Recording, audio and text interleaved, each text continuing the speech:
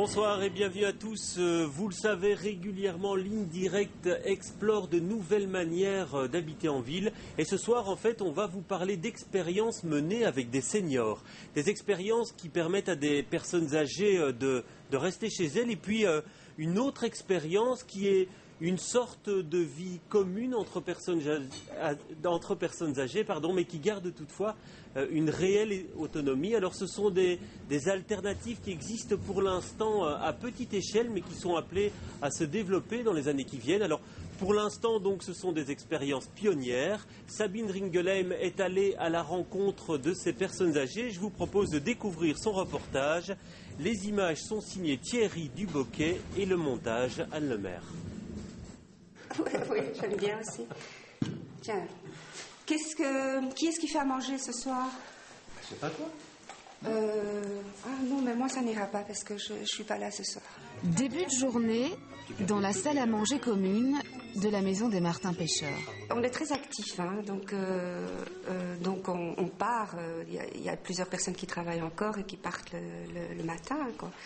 Donc c'est surtout le soir que ça s'active, mais ça, je veux dire, c'est notre maison à tous, donc on peut venir quand on veut. Ils partagent un concept d'habitation très répandu de l'autre côté de la Manche, mais encore assez balbutiement à Bruxelles, la maison Abbeyfield. Ici, il n'y a pas, c'est pas les personnes âgées, c'est des personnes.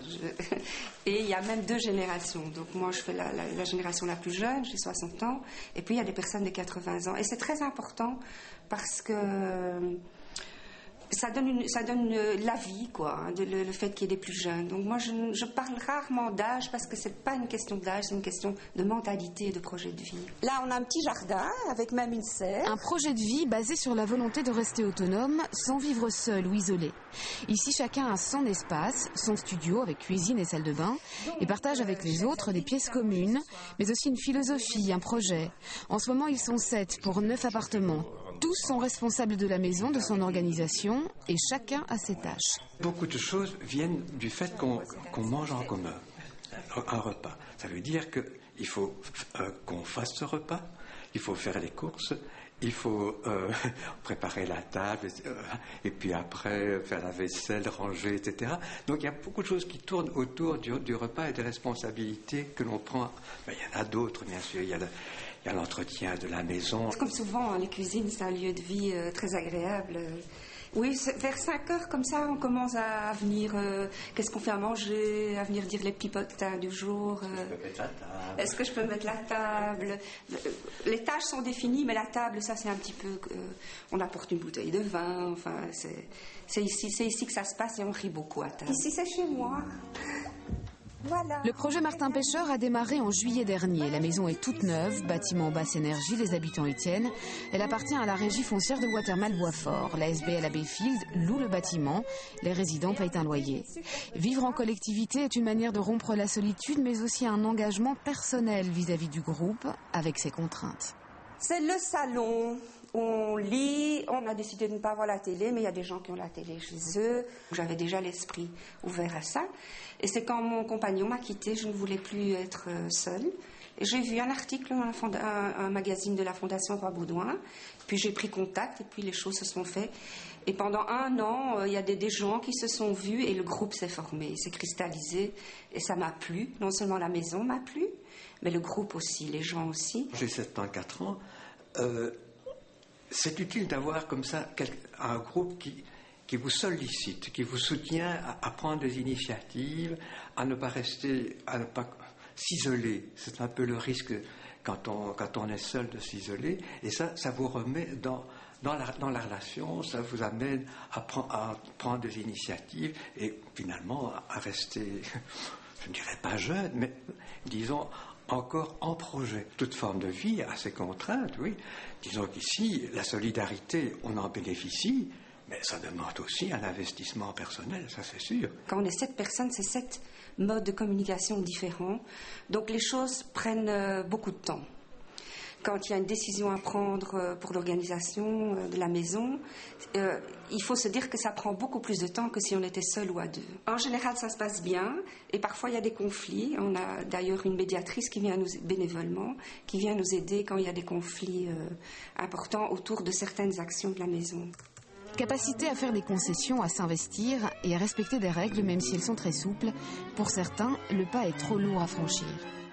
On a certainement eu 120 personnes qui nous ont contactés, donc pour 9 appartements disponibles. Mais beaucoup de personnes ou bien font pas le pas tout de suite, s'informent pour dans quelques années. D'autres personnes sont trop âgées et dès qu'ils entendent, enfin trop âgées, je veux dire dans les 80, dès qu'ils entendent que c'est participatif dans la maison, ils abandonnent. Lucette Bleyenhoeft s'est engagée, elle, dans un autre type de cohabitation. Mais voilà, ici c'est la chambre où habite Marine. Marine, jeune étudiante à l'ULB en vacances pour la semaine, s'est installée ici il y a quelques mois. Je me trouvais toute seule quand même. Hein. Et alors, pour briser la solitude, et mes enfants étaient aussi très heureux que je prenne quelqu'un dans la maison. Vous voyez, une question de sécurité. Loger des étudiants chez des personnes âgées, l'idée fait son chemin en Belgique. La formule convainc de plus en plus, côté senior, mais plus encore côté étudiant. Côté senior, c'est sûr, je reconnais tout à fait que c'est difficile d'ouvrir sa porte. On accueille quand même quelqu'un qu'on ne connaît pas, c'est pas évident pour une personne âgée.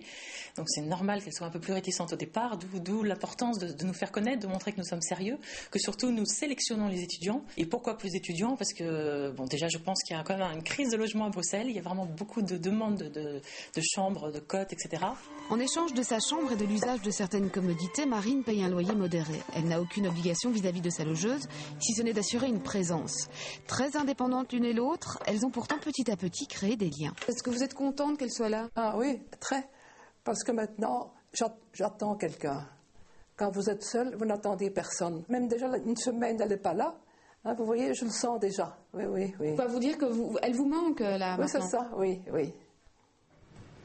Eh ben voilà, Marine, elle est revenue de vacances et elle est d'ailleurs avec nous dans ce drame touchant. Hein. Vous venez d'entendre Lucette, quel drôle de couple vous formez. Ça paraît un peu iconoclaste à la base, hein, une étudiante comme ça qui va chez une personne âgée. Qu'est-ce que ça vous apporte au quotidien ? C'est vrai que c'est la première fois que je quitte mes parents, donc ça me permet aussi d'avoir une présence aussi, de parler. Voilà, c'est vrai qu'elle est super gentille avec moi. Franchement, on a vraiment créé des liens. C'est vrai que, comme elle l'a dit, on a vraiment créé des liens. Et c'est vrai que moi, quand je reviens en France aussi...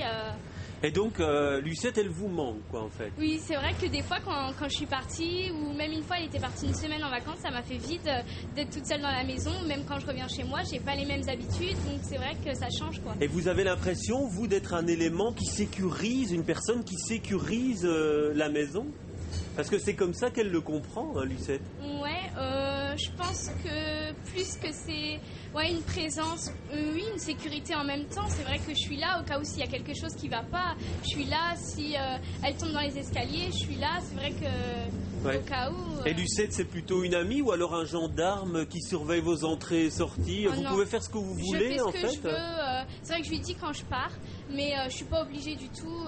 Franchement, j'ai ma liberté. Je fais ma petite vie comme je l'entends. Donc c'est vrai qu'elle, non, c'est pas du tout... c'est pas juste du tout un gendarme, je fais comme je l'entends en fait. Et alors quand vous en parlez à des amis et vous dites ben voilà, moi j'habite chez une vieille dame et je lui rends quelques services de temps à autre, quelle est la réaction en fait ? Les gens sont surpris, ils connaissent pas. Donc c'est vrai qu'ils sont surpris, mais ils trouvent ça, en général, ils trouvent ça intéressant. Ils disent, c'est vrai que c'est pas mal. C'est vrai qu'un cote, c'est bien, mais on est plus influencé que là, on est toute seule. Enfin, on est moins influencé par les autres. Donc, ça vous permet d'étudier mieux, oui, quoi. C'est voilà, ça que vous me dites. Ça aussi. Alors, donc, on parlait de cette opération comme une réponse à une crise du logement étudiant. Vous, c'est comme ça que vous avez été amené à faire la démarche en disant, je vais me trouver finalement un logement à bon prix. Non, c'était pas dans cet état d'esprit-là. Non, franchement, c'était plus pour avoir une présence que au niveau du prix. Mes parents, ils travaillent tous les deux, donc c'était pas au niveau du prix. Bon, peut-être un petit peu aussi, mais c'était surtout avoir une présence et pouvoir parler à quelqu'un quand je rentre le soir. Vraiment. Avoir mais vous quelqu'un. pourriez être en côte avec des copains, quoi. Ça semble plus naturel à votre âge, en fait. Ouais, mais c'est vrai que c'est pas pareil. C'est vrai que c'est vrai que on est influencé par les autres. Enfin, s'il y a une copine qui dit on vient, on sort, on étudie moins. Donc c'est vrai que ça me permet aussi beaucoup d'étudier et en même temps d'avoir une présence. Donc, Et là, c'est votre première année d'études, vous continuez après? Oui. Chez Lucette, donc? Ça, à voir avec elle, mais bon, oui, on dirait qu'elle est pas. preneuse. Oui, franchement, moi aussi. Ouais. Alors, Barbara de Wilde, bonsoir. Vous travaillez, vous, à un forum. Oui. Alors, 2 expériences ici, à Béfield, un toit dosage. Est-ce que ce sont des expériences qui restent marginales aujourd'hui en région bruxelloise? C'est sûr que tout le monde ne connaît pas. Donc, il n'y a pas encore beaucoup de structures de ce type-là. Mais ça commence tout doucement. On voit émerger des nouvelles possibilités pour les seniors, autres que la maison de repos classique, j'ai envie de dire. Et donc vous pensez que ce sont des systèmes qui sont appelés vraiment à se développer très fortement? Parce qu'on sent aussi pas mal de réticences. Un toit dosage et des difficultés à convaincre des personnes âgées. Pour Abbeyfield, difficile pour des personnes âgées d'envisager de vivre en commun? Je pense que ces structures ont de l'avenir tant qu'il y aura une certaine ouverture d'esprit. De la part des personnes âgées, et je pense que les mentalités vont évoluer et que du coup d'autres structures de ce type-là vont émerger de plus en plus. Et donc vous avez l'impression que dans les prochaines décennies, en fait, la manière d'envisager la vieillesse, de la vivre aussi au quotidien, ça va radicalement changer? Oui, je pense vraiment que ça va évoluer et c'est aux structures actuelles d'évoluer aussi par rapport aux demandes qui vont changer. Oui. Alors qu'est-ce qu'il faudrait pour que ce type de structure se développe? C'est quoi? Une aide des pouvoirs publics, une publicité plus grande, selon vous? C'est une question difficile. Je dirais que les pouvoirs publics peut-être pourraient faire encore un effort, mais je pense qu'ils encouragent certains types de structures déjà, autres que les classiques, j'ai envie de dire. Et donc, oui, faire plus de publicité et oui, c'est ça. Essayer d'ouvrir le champ parmi les personnes âgées. En tout cas, nous, on est là, ici, pour vous montrer ce qui existe. Merci, Marine. On va vous laisser ici. Et puis, bon vent chez Lucette. On va continuer notre petit voyage avec une autre intervenante. Mais tout de suite, on va redonner la parole à un des habitants d'Abbeyfield. Et on lui a demandé, en fait, s'il considère que c'est vraiment une alternative à la maison de repos. Écoutez sa réponse. En fait, par rapport à des maisons d'hébergement pour personnes âgées, on s'adresse à une toute autre catégorie de personnes et qui n'est pas vraiment délimitée par l'âge. C'est d'une part, disons, des personnes qui souvent sont à la fin de leur carrière ou sont récemment pensionnées et qui ont devant eux encore peut-être 25 ans de vie et donc ils sont encore en pleine possession de leurs moyens. Et cette population-là, elle devient de plus en plus importante puisque l'espérance de vie en bonne santé augmente. Pratiquement jusqu'à 75 ans, beaucoup ont encore une vie active et, disons, en relativement bonne santé, et même après. C'est tout autre chose qu'une maison de repos, qu'une résidence-service, qui, elle, disons, s'adresse plus à des personnes qui ont besoin de soins et d'aide. Alors, Annette Perdance, bonsoir. Vous avez réalisé, dans le cadre du rapport sur la pauvreté, une étude consacrée à la pauvreté et au vieillissement. Ce qu'on constate, c'est que la plupart des personnes âgées, en fait, elles continuent à vivre chez elles, en fait. Quels que soient les moyens dont on dispose, on voit qu'on essaie vraiment jusqu'au bout de rester à la maison, au domicile. Et ça ne va pas sans poser quelques problèmes, d'ailleurs. Oui, c'est évident, mais les personnes âgées n'aiment pas être déracinées. Ça, c'est la première chose. Donc, elles tiennent à leur chez-soi, elles tiennent à y rester, elles tiennent surtout à être autonomes le plus longtemps possible. Donc, ça, c'est extrêmement important pour elles. Dès l'instant où ça ne va plus, où elles n'arrivent plus à assumer le quotidien, où elles se sentent insécurisées, ou bien qu'elles ont des problèmes parce qu'elles souffrent d'une trop grande solitude, à ce moment-là, elles commencent à réfléchir à d'autres possibilités. Parce que là, dans votre étude, j'ai un chiffre qui date de 2007. J'ai 184 000 personnes de plus de 60 ans vivent à leur domicile en région bruxelloise. Et le transfert vers les maisons de repos, il se fait vraiment à partir de 85 ans, en fait. Donc on attend, Madame de Wilde, vraiment la dernière minute, quoi.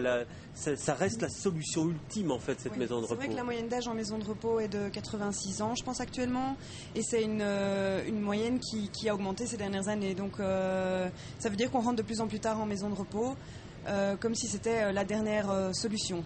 Alors encore faut-il pouvoir se l'offrir, cette maison de repos, Madame Perdance. Alors un autre chiffre, un prix moyen que vous citez, c'est d'ailleurs une source d'Inforum, c'est entre 1100 et 1300 euros par mois, c'est ça? On est toujours sans les suppléments. Oui, sans le supplément. Donc on est beaucoup plus là, c'est beaucoup plus que la pension minimale. Alors c'est un frein, vous pensez aussi, à l'entrée dans une maison de repos à un certain moment?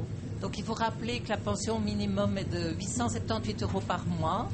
Et que, effectivement, vu le coût des maisons de repos, c'est quelque chose d'impossible, puisque le coût est supérieur aux pensions minimales et aussi au revenu minimum attribué aux personnes âgées. Donc pour elles, c'est un dilemme terrible. Et le jour où elles doivent entrer en maison de repos, elles sont tout à fait perdues parce qu'elles se demandent comment elles vont faire. Donc il existe des possibilités. Dans notre société, le CPS peut aider ces personnes à payer le prix de la pension. Mais ce n'est pas une démarche facile.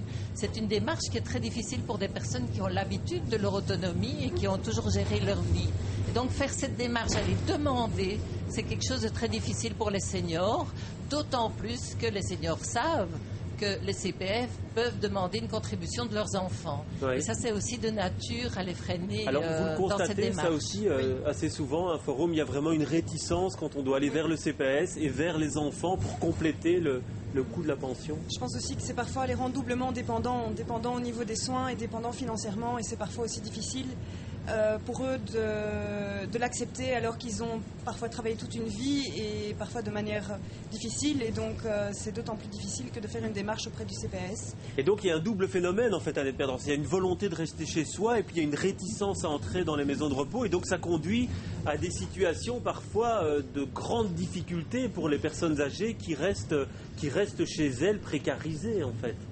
Précarisés, isolés et en demande par rapport à la société en disant mais est-ce qu'on va m'aider chez moi, parce que c'est pas du tout garanti, les services d'aide à domicile sont débordés, parfois il y a des délais d'attente et il est difficile d'obtenir une aide uniquement de professionnels. On pense aussi aux voisins, à la famille, aux amis, mais c'est pas toujours facile à organiser évidemment. Parce que quand on lit votre document, on sent vraiment une peur des personnes âgées quand elles sont locataires en particulier. On sent vraiment que cette peur-là de devoir changer de domicile à un moment donné, elle est vécue très fortement, on le voit au travers de certains témoignages.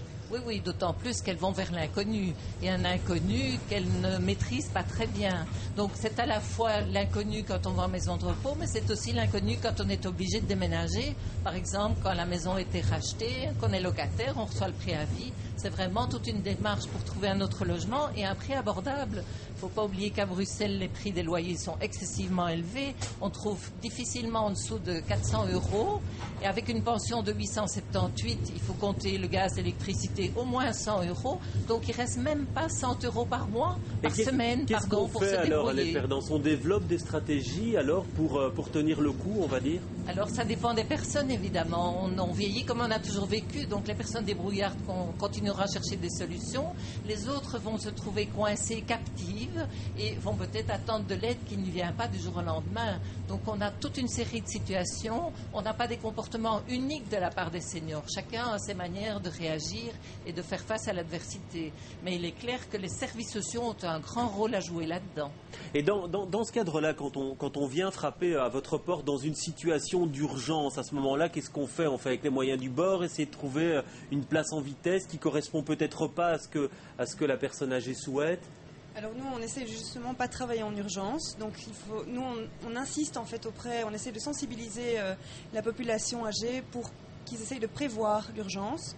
Donc de réfléchir vraiment à leur avenir, de se dire ok, qu'est-ce qui va se passer quand ça n'ira plus, parce que l'urgence n'est jamais bonne conseillère et on ne sait pas faire de miracle. Donc voilà, bien sûr qu'on aide les services sociaux qui ont besoin d'une disponibilité en urgence, mais c'est souvent au détriment du choix de la personne, de ses besoins. Et, à ce moment-là, on n'est plus maître de son destin, quoi, voilà. En fait. Donc on nous impose en fait la maison, on impose aux personnes âgées la maison de repos, et donc elles ont l'impression de perdre leur libre arbitre. Ouais. En fait, l'idéal, ce serait que déjà 55, 60 ans, on imagine quel est le projet de vie qu'on voudrait avoir et qu'on prenne ses dispositions. Et l'idéal, effectivement, c'est c'est de trouver d'autres alternatives aux maisons de repos. Parce que pour l'instant, c'est ou le domicile tout seul, ou bien la maison de repos en collectivité dans des conditions qui ne sont pas toujours adaptées aux personnes. Donc il faut vraiment développer des initiatives alternatives qui peuvent se placer entre les deux, tout en préservant le droit d'association des gens.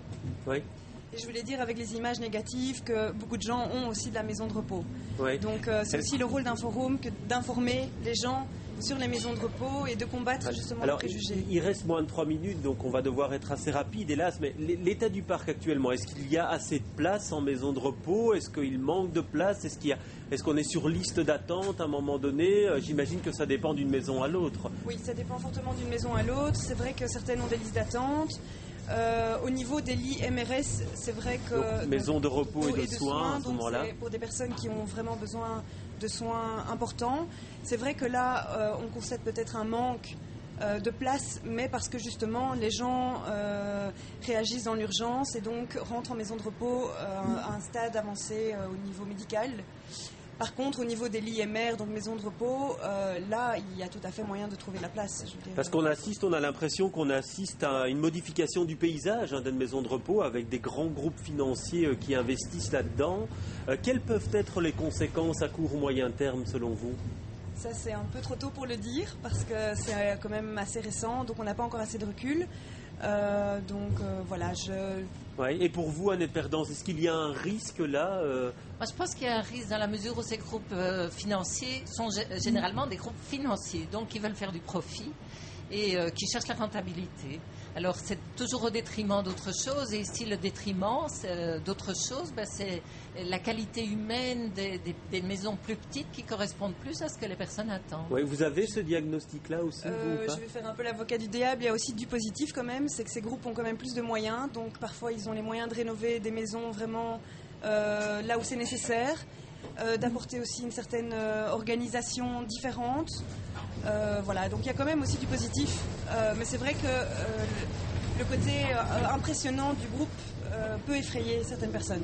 Voilà, on n'a pas épuisé le sujet, mais on va s'arrêter là, mais on suivra. En tout cas, on a constaté que c'était un paysage en profonde mutation et on continuera à suivre cela sur les antennes de Télé Bruxelles. Merci Madame de Wilde, merci Madame Perdance d'avoir fait ce petit trajet avec nous. Et moi, je vous dis à bientôt et d'ici là, portez-vous bien.